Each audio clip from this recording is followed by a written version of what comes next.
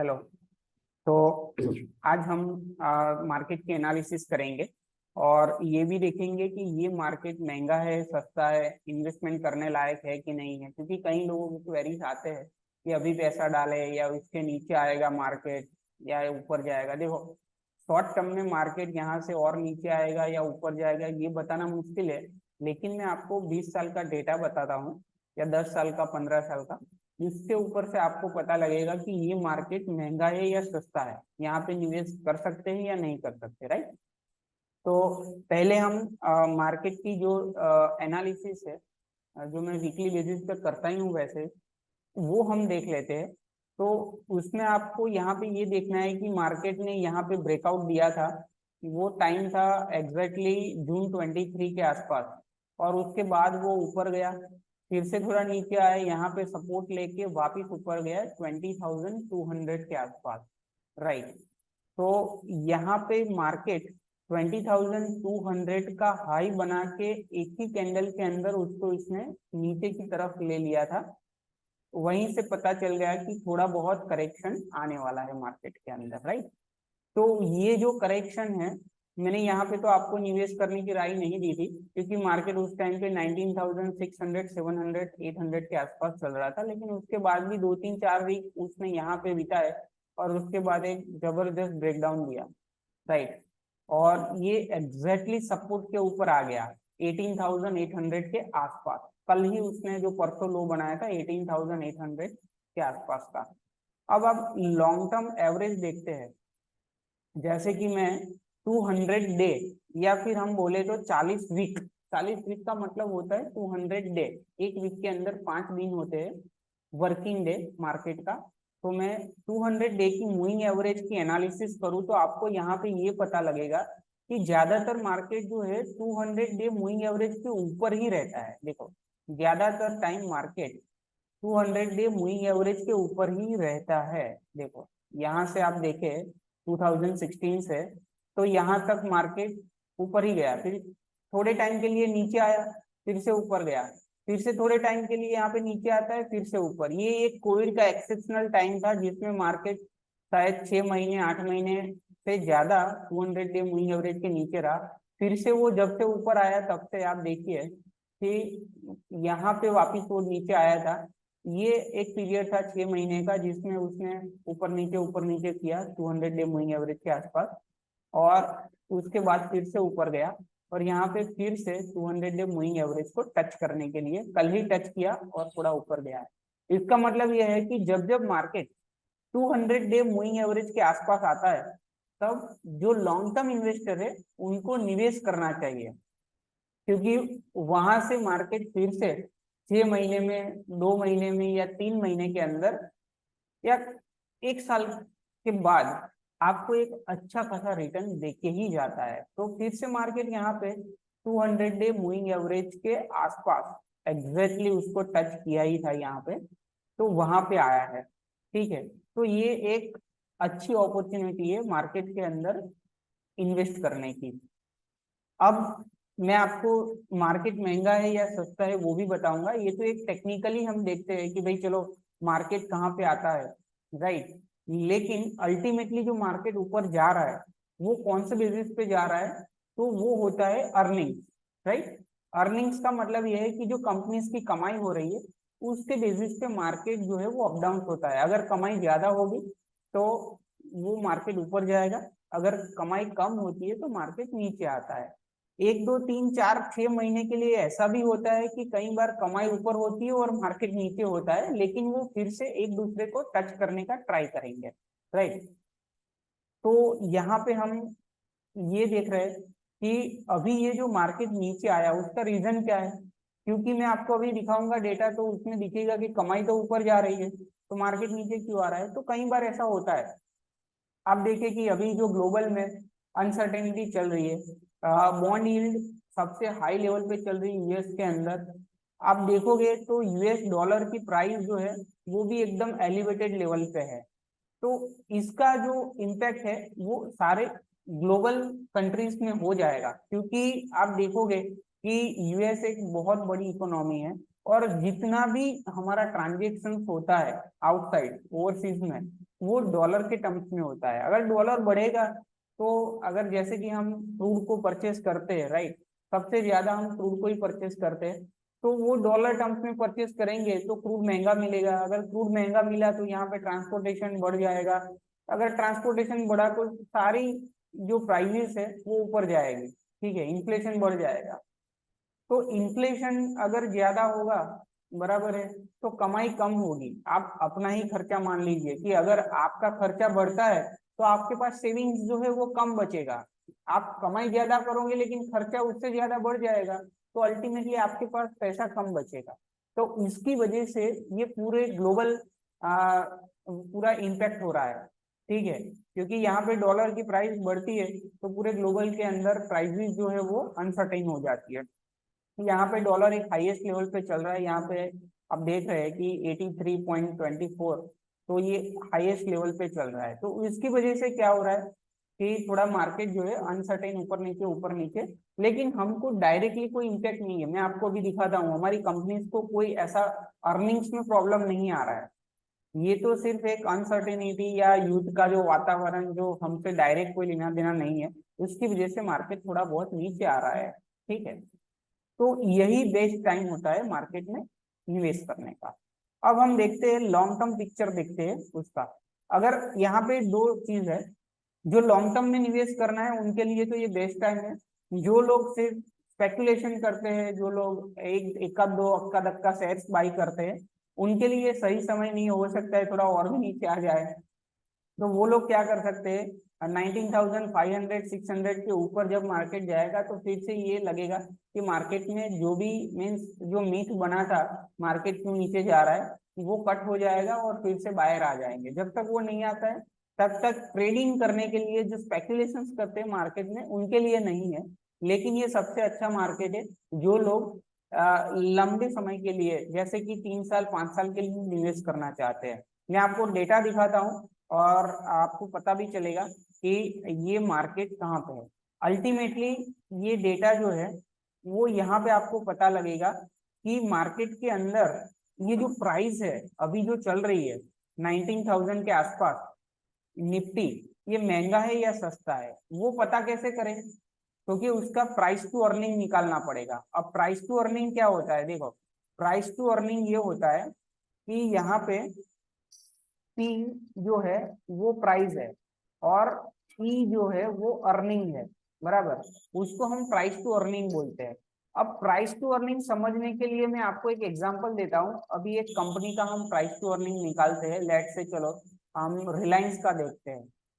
इससे रिलायंस का हम प्राइस टू अर्निंग देखें तो अभी आप यहाँ पे देखो, ये जो प्राइस है उसकी मैं बात नहीं कर रहा हूँ, इसका कोई मतलब नहीं है। ये तो आपको इसीलिए दिया गया है कि आप कम से कम कितना निवेश कर सकते हैं। तो आप एक शेयर ले सकते हैं, तो आप 2266 रुपये निवेश करके आप रिलायंस का एक शेयर ले सकते हैं, इसीलिए ये प्राइस है। ये कोई प्राइस कैलकुलेटर करने के लिए नहीं है। अगर ये प्राइस आधी हो जाती है और उसके शेयर जो है नंबर ऑफ शेयर वो डबल हो जाता है, तो भी ये मार्केट कैप जो है ना वो तो इतना ही रहेगा। तो एग्जैक्टली जो प्राइस है वो ये है, मार्केट कैप वो इनका प्राइस है, ठीक है। तो मार्केट कैप कितना है अभी आप देखिए, मार्केट कैप है 15 लाख करोड़ के आसपास, राइट। तो 15 लाख करोड़ का जो मार्केट कैप है उसको आपको ये प्राइस माननी है एग्जैक्टली, राइट। तो 15 लाख करोड़ का मार्केट कैप है।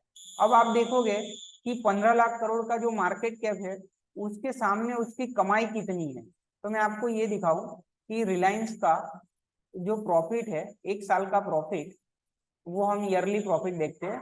मार्च 2023 के अंदर जो लास्ट ईयर जो प्रॉफिट आया वो 74,000 करोड़ था, नेट प्रॉफिट, सब कुछ वो खर्चा बर्चा बात करके। और अगले 12 महीने के अंदर जो एक्सपेक्टेड प्रॉफिट है वो आने वाला है 77,000 करोड़। तो यहाँ पे उसका प्राइस टू अर्निंग रेशियो कैसे निकलता है वो देखना है कि 15 lakh crore divide by 77,000 crore, 15 lakh crore divide by 77,000 crore, right. तो P बाई E होता है, right, P divide by E। तो 15 lakh crore divide by 77,000 crore equal to ये नंबर आएगा 22, राइट। तो ये उनका है प्राइस टू अर्निंग रेशियो। तो ये मैं आपको इसीलिए समझाता हूँ क्योंकि ये जो प्राइस जो है 15 लाख करोड़ है या फिर आप 2200 जो भी देख रहे हैं, वो कब बढ़ेगा? वो तभी बढ़ेगा जब जब ये अर्निंग्स बढ़ेगा। जो 77,000 करोड़ का अर्निंग है वो जाके 80,000 होगा, 85,000 करोड़ होगा, 90,000 करोड़ होगा, तब ये प्राइस बढ़ेगा। समझे आप? तो जब तक ये अर्निंग्स नहीं बढ़ता है तब तक ये प्राइस नहीं बढ़ती है ज्यादा। तो यहाँ पे आपको ये देखना है। चलो अब हम है ये देखेंगे कि टोटल निफ्टी का पी कितना है। ये तो सिर्फ समझाने के लिए मैंने आपको रिलायंस का बताया, अब मैं आपको निफ्टी का बताता हूँ। अब निफ्टी क्या है, पहले तो ये समझ ले कि निफ्टी जो है वो इंडिया की टॉप 50 कंपनी का एक इंडेक्स है। इंडिया की टॉप 50 कंपनीज का इंडेक्स है। मार्केट कैप के हिसाब से जो भी टॉप 50 कंपनी आती है, इनका इंडेक्स जो है उसको निफ्टी रिप्रेजेंट करती है, राइट। अब निफ्टी का पी रेशियो जो है वो मैं आपको हिस्टोरिकल पी रेशियो दिखाता हूँ। यहाँ पे आप देखिए कि ये जो है निफ्टी का पी रेशियो, ये ग्रीन लाइन आपको दिख रही है ना, ये निफ्टी का पी रेशियो है। हिस्टोरिकल पी रेशियो मैंने 1 साल का लिया है। तो आप यहाँ पे देखिए कि जब प्राइस यहाँ पे थी, कब निफ्टी की प्राइस 17,736 थी। यहाँ पे देख लीजिए निफ्टी की प्राइस 17,736 थी, राइट।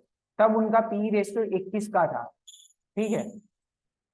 अब यहाँ पे निफ्टी की प्राइस जो है 19,000 है, वहां से करीबन 1500 पॉइंट के आसपास ऊपर है, तब इनका पी रेशियो कितना है? 20.84। यहाँ पे कितना था पी रेशियो? 21 का था। प्राइस ऊपर है, पी नीचे है, तो ऐसा क्यों हो रहा है? क्योंकि पी बाई ई के अंदर जब अर्निंग्स बढ़ता है, यहाँ पे आप देखिए पी बाई ई जब करेंगे हम, प्राइस डिवाइड बाई अर्निंग, जब अर्निंग्स बढ़ेगा तो ये जो रेशियो है टोटल रेशियो पी बाई का वो नीचे आएगा। भले प्राइस बढ़ी, लेकिन जितना प्राइस बढ़ा उससे ज्यादा अर्निंग्स बढ़ा है, इसीलिए ये पी आपको कम दिख रहा है, राइट। तो आप ये देखिए कि पिछले 10 साल का या 15 साल का या 5 साल का पहले देखते हैं कि पी रेशियो जो है वो कितना रहा है एवरेज। तो यहाँ पे हम देखेंगे कि एवरेज पी रेशियो जो है वो इसके आसपास कुछ रहा है। कितना था? यहाँ पे आप देखिए 24 के आसपास था, बराबर। एवरेज पी रेशियो यहाँ पे आपको 24 के आसपास है। तब मार्केट कितना था? निफ्टी की वैल्यू थी 10,250। 10,000 के मार्केट पे उस टाइम पे 24 का पी था। ये मैं प्री कोविड लेवल की बात कर रहा हूँ, आज से 5 साल पहले की बात कर रहा हूँ। तो तब अगर आपको मार्केट अच्छा लग रहा था, तो आज तो पी जो है वो है 20.8, 20.6 है, राइट। अब प्री कोविड लेवल से भी कम का पी चल रहा है यहाँ पे, समझ रहे हो आप? ये 5 साल के एनालिसिस है। यहाँ पे देखो पी का जब कोविड आया तब पी का जो डाउन लगा वो 19-18 के आसपास कुछ आया था, 17 के आसपास। यस, पी जो निफ्टी का पी जो है वो 17 के आसपास आया था। उसके बाद अर्निंग्स कम हुआ क्योंकि 1 साल तक इतना ज्यादा कोई बिजनेस हुआ नहीं कोविड की वजह से। तो यहाँ पे उसका रेशियो जो है वो आपको ज्यादा दिखने लगा, लेकिन ये फिर से सेटल आउट हो गया, जैसे नॉर्मलाइज हो गया 2022 के अंदर। तब ये जो है प्राइस फिर से सेटल हो गई। अब मैं यहाँ पे भी मानूं तो 20 का पी है, तब जो निफ्टी की वैल्यू है 16,200। अब 16,200 पे 20 का पी है, आप समझो। और अभी 19,000 है, तब भी पी जो है 20.8 का ही है या 20.6 का ही है। अगर यहाँ से मार्केट 2-5% और नीचे आता है तो आप समझो कि आज से 6 महीने पहले जो आपको मार्केट दिख रहा था 16,700, 16,800 या फिर 17,000 के आसपास, वहां का मार्केट आ जाएगा। क्योंकि मार्केट के अंदर अर्निंग्स भी बढ़ी है, आपको ये भी देखना है। अब आप बोलोगे कि 2008 में मार्केट निफ्टी 3,000 था, वो आएगा तब मैं लूंगा, वो अगले जन्म में आएगा, इस बार नहीं आएगा, समझो। तो मार्केट के अंदर जब अर्निंग्स बढ़ता है, कंपनीज के अर्निंग्स बढ़ते हैं, मैं आपको रिलायंस का अभी एग्जांपल दिया, फिर से आप आ जाए रिलायंस के ऊपर ही।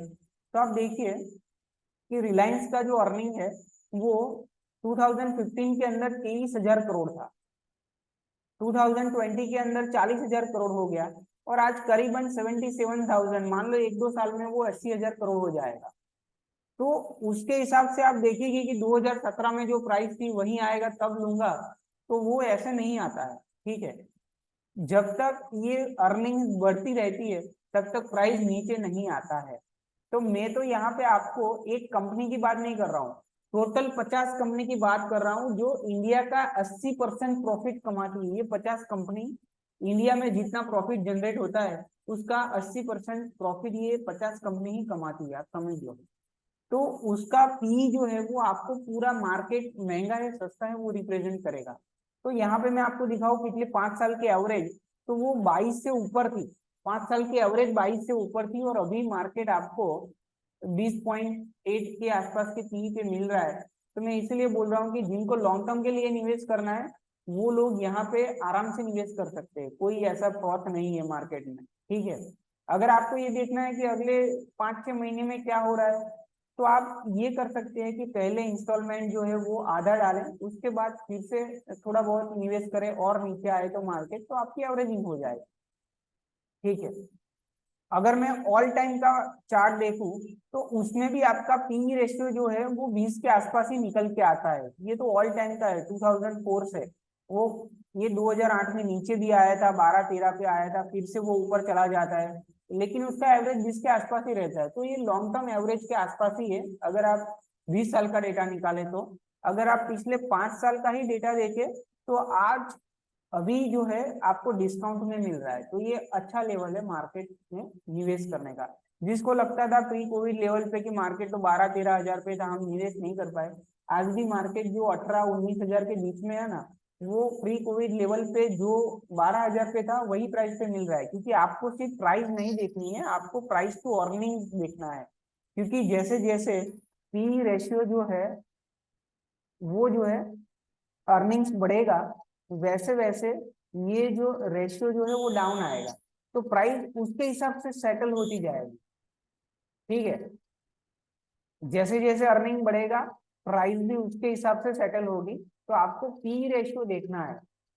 ठीक है, अगर 5 साल पहले पी रेशियो जो है 22 का था और आज पी रेशियो 20 का है, उसका मतलब कि 5 साल पहले जो मार्केट था उससे मार्केट आज आपका सस्ता है। समझे आप? देखो, आप 5 साल का यहाँ पे भी देखो कि जो है ना वो पी जो रेशियो है ना उसके जो ऊपर चल रहा था और प्राइस जो है वो नीचे चल रही थी। ठीक है, आज क्या हो रहा है आप यहाँ पे देखिए कि ये जो है प्राइस ऊपर चल रही है और रेशियो नीचे चल रहा है। उसका मतलब कि मार्केट आपको पिछले 4-5 साल में जो लेवल पे था उसके सस्ते लेवल पे मिल रहा है आपको। समझ में आ रहा है? तो यही देखना है आपको, ये मार्केट मेरे हिसाब से महंगा नहीं है। आप यहाँ पे 2-3 ट्रांच में निवेश कर सकते हैं अगर आपको 2-3 साल के लिए निवेश करना है। देखो, एक और एनालिसिस बताऊं कि यहाँ पे आप देखिए, आज से 6 महीने पहले की बात करूं, जो मार्च अप्रैल में ये जो लो बना था, सॉरी यहाँ पे नहीं, यहाँ पे ये मार्च अप्रैल में जो रिसेंट लो बना था, 1 साल का मैं आपको बता दूं तो आपको और अंदाजा आ जाएगा कि मार्केट में लो कहाँ पे बना था। मार्च अप्रैल ये रहा, देखो यहाँ पे जो लो बना है मार्च अप्रैल में 16,900 के आसपास, तब पी 19.97 करीबन 20 का ही था, करीबन 20 का था, राइट। अगर वहां पे आपने निवेश किया था और उसके पहले भी निवेश किया था और मार्केट जब 20,200 गया, तब आपका रिटर्न्स कितना बढ़ गया था आपको ही पता होगा, राइट। 15%, 16%, जो लोग 5 साल पहले निवेश किया था उनका तो 20-20% का सीजीआर भी आ गया था शायद। जिन लोगों ने 2021 में निवेश चालू करा है उनका रिटर्न भी 12-15% के आसपास आ गया था। अभी थोड़ा डाउन आ गया होगा, लेकिन उस टाइम पे जो पी था वही पी अभी उसके आसपास ही है, ज्यादा नहीं है। तो उस टाइम पे तो प्राइस था 16,900, मान लो 17,000, अभी प्राइस है 19,000, तो 2,000 पॉइंट ऊपर है, लेकिन पी उसके आसपास ही है। उसका मतलब ये है कि अर्निंग्स बढ़ा है मार्केट के अंदर, राइट। अर्निंग्स बढ़ा है तो वो आगे जाके आपको रिटर्न दिखाएगा, ठीक है। उसके लिए आप ईपीएस भी देख सकते हैं, earning per share. Earning per share आप देखेंगे तो आप देखिए कि अर्निंग पर शेयर धीरे धीरे धीरे, एक साल पहले अर्निंग कितना था, 800 रुपए का ईपीएस था, 840 का, अभी कितना हो चुका है, 913 हो चुका है। तो परसेंटेज टर्म्स में आप देखें 840 से लेके 913, तो करीबन 15% के ऊपर आसपास कुछ बढ़ चुका है, समझे ना। और यहाँ पे 5 साल का देखें तो 5 साल पहले मार्केट कहाँ था, आप देखिए निफ्टी की वैल्यू थी 10,300 के आसपास और उसका ईपीएस था 400 रुपया, अभी 900 रुपया हो गया, तो डबल से भी ज्यादा, तो मार्केट भी डबल से ज्यादा हो जाना चाहिए। अगर आप 5 साल पहले की वैल्यूएशन काउंट कर रहे हैं, मार्केट भी डबल से ज्यादा हो जाना चाहिए। तो मार्केट 10,500 था, 21,000 हो जाना चाहिए अभी, लेकिन मार्केट अभी भी 19,000 है। अगर आप 5 साल पहले की वैल्यूएशन पे आए तो भी मार्केट आज के लेवल पे सस्ता है। अगर आप 1 साल के पहले की वैल्यूएशन पे आए तो 1 साल के पहले के लेवल के हिसाब से भी मार्केट सस्ता है। अगर आप अभी 6 महीने पहले ये जो लो बना था मार्केट के अंदर, ये वाला 17,000 के आसपास था, रिसेंटली लो बना था, उसकी बात मैं कर रहा हूँ। तो उस टाइम पे जो उसका ईपीएस था वो 800 रुपया था, अभी ईपीएस हो गया है 900 रुपया के ऊपर, तो 15% ऊपर चला गया है, तो मार्केट भी यहाँ से 15% ऊपर जाएगा। 17,000 का मार्केट को मैं 15% ऊपर कर दूंगा तो वो करीबन आ जाएगा 18,500 18,600 के आसपास। तो मार्केट कल भी 18,800 का लो बनाया था, समझे ना। तो मार्केट वही लेवल पे है। अगर ग्लोबल अनसर्टेनिटी के कारण यहाँ पे मार्केट ऊपर नीचे होता है, जब भी आपको मार्केट 18,500 में मिलता है तो आप दूसरा इन्वेस्टमेंट कर दीजिए।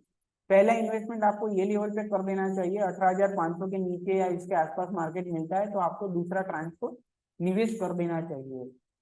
ये वीडियो मैं इसलिए बना रहा हूँ कि आपको मार्केट महंगा है सस्ता है वो समझ में आए। 5 साल पहले की एवरेज क्या थी वो भी मैंने आपको बताया, लॉन्ग टर्म एवरेज क्या थी वो भी मैंने आपको बताया, और ऑल टाइम की एवरेज जो है वो भी 20 की है। वो मैं आपको देखो 20 साल पहले का ईपीएस जो था ना मार्केट में, वो 73 रुपीज था। 2003 की मैं बात कर रहा हूँ, 73 था, आज 900 है। 73 का ईपीएस 900 पहुंच चुका है, तो मार्केट भी उसके हिसाब से चलेगा। उस टाइम पे मार्केट की जो वैल्यू थी निफ्टी की वो थी 1,094, मीन्स 1100 थी, वो 1100 वाला आज हो गया है 19-20 हजार के आसपास। तो आप समझो कितना गुना हो गया 20 साल में, मार्केट 1100 से 19,000, आप काउंट कर लेना कितना गुना हो गया। अगर ऐसे ही ईपीएस बढ़ेगा, वैसे तो इंडिया के अंदर ग्रोथ बढ़ेगा ही बढ़ेगा, तो ये जो मार्केट है अगले 20 साल में ऐसे ही चलेगा। तो जिनको लंबी अवधि के लिए निवेश करना है उनके लिए मार्केट 500 पॉइंट ऊपर जाए नीचे जाए उससे कोई फर्क पड़ने वाला नहीं। जो लोग 5 साल से ज्यादा के लिए निवेश करने वाले हैं उनको मैं ये बोल रहा हूँ कि आपके पास जितने पैसे को लगा दे, कोई प्रॉब्लम नहीं, अच्छे म्यूचुअल फंड में लगाए। आप शेयर्स ले रहे हैं तो अच्छे शेयर्स में लगाए, लेकिन एक का दुक्का शेयर में निवेश करना थोड़ा डिफिकल्ट है। ऐसे मार्केट के अंदर आपको म्यूचुअल फंड में निवेश कर देना चाहिए, जो अच्छे शेयर लेंगे। आपके जो भी फंड मैनेजर है उनके ऊपर आप ट्रस्ट रखिए, उनको पता है कि कौन से कंपनीज का अर्निंग बढ़ने वाला है, उसके हिसाब से वो अपना पोर्टफोलियो बनाएगा और उसके हिसाब से चलेगा। तो ठीक है, अगर आपको कोई भी क्वेरी है, डाउट है, आप मुझे कॉल भी कर सकते हैं निवेश के लिए, या फिर आपको अभी और भी कुछ समझना है उसके बारे में, आप उसमें नीचे कमेंट बॉक्स में भी बताइए। मेरे हिसाब से 5 साल की एवरेज जो है वो एवरेज से मार्केट आज सस्ता है। 10 साल की माने तो एग्जैक्टली वैल्यूएशन पे है जो उसका एवरेज है, 20 साल की माने तो भी आज उसके आसपास ही है। अगर यहाँ से इकोनॉमी एक्सपांड करती है तो पिछले 20 साल में जो रिटर्न बना है उतना रिटर्न अगले 20 साल में बनेगा, टेंशन नहीं है। हम 20 साल को तो छोड़ो, पहले 5 साल का देखते हैं, इकोनॉमी एक्सपांड ही कर रही है, तो अगले 5 साल में जो पिछले 5 साल में मार्केट जैसे डबल के आसपास हुआ है उतना रिटर्न आगे बनने की उम्मीद है, क्योंकि ईपीएस बढ़ता ही जाएगा और उसके हिसाब से उसकी प्राइस भी बढ़ती जाएगी। आपको सिर्फ प्राइस नहीं देखना है मार्केट में, ईपीएस भी उसका अर्निंग्स भी देखना है। तो अर्निंग्स और प्राइस दोनों के मैं मैच करूं तो मार्केट महंगा नहीं है, ठीक है। आप बोलोगे कि 20 साल पहले तो 1100 निफ्टी थी, अब मैं 1100 आएगा तो वैसा नहीं आता है, क्योंकि उस टाइम पे उसका अर्निंग्स था, ईपीएस वो 74 रुपीज था, आज 900 रुपये है। अगले 20 साल की मैं बात करूं तो उसके ऊपर ही होगा, 900 के ऊपर ही होगा। मीन्स अगले 1 साल में 1000 हो जाएगा, उसके ऊपर 1200 1500 ऐसे करके बढ़ता जाएगा, मार्केट भी उसके हिसाब से बढ़ता जाएगा। ठीक है, तो this is a good opportunity to invest. मैं आपको यही बोलूंगा कि अगर आपके पास लमसम में इन्वेस्ट करने के लिए 5 लाख रुपए है, आप पहले 2 लाख लगाइए, उसके बाद मार्केट थोड़ा नीचे आता है तो और 1-2 लाख लगाइए, और उसके बाद 1-2 लाख और लगाइए, ऐसे करके आप इन्वेस्ट करें। ऐसा नहीं है कि 5 लाख के बाद आज ही लगा दीजिए, ऐसा कुछ नहीं है। मार्केट को कोई इतना जल्दी नहीं है कल के कल ऊपर चला जाएगा। अगर जाता है तो कोई बात नहीं, फर्स्ट इंस्टॉलमेंट तो डाल दीजिए, 2-3 लाख का जो भी है आपके पास अमाउंट, वो आप डाल सकते हैं। तो ठीक है, आपको कोई भी क्वेरी है, डाउट है निवेश करने के लिए, कौन से फंड में निवेश करें, क्या खरीदे, तो आप मुझे कॉल कर सकते हैं। Thank you.